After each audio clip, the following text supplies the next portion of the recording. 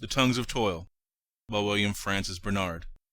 Ready for LibriVox.org by Stephen Collins. Do you hear the call from 100 lands, lords of a dying name? We are the men of sinewed hands whom the earth and the seas acclaim. We are the hordes that made you lords and gathered your gear and spoil, and we speak with a word that should be heard. Hark to the tongues of toil. The power of your hands it falls at last, the strength of your rule is o'er, where the might of 1,000,000 slaves is massed to shouts of 1,000,000 more. We rise 'neath the western skies, in the dawns of the east afar, and our myriads swarm in the southern lands warm, and under a northern star.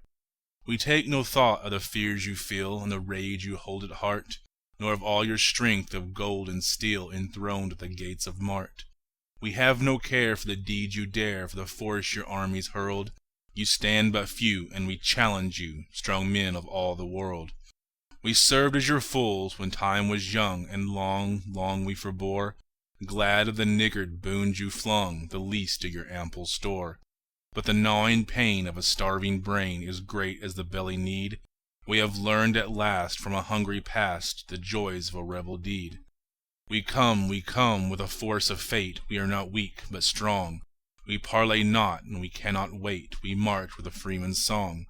We claim for meed what a life we can need, that lives as a life should live, not less, not more, from the plenteous store from which freeborn labors give.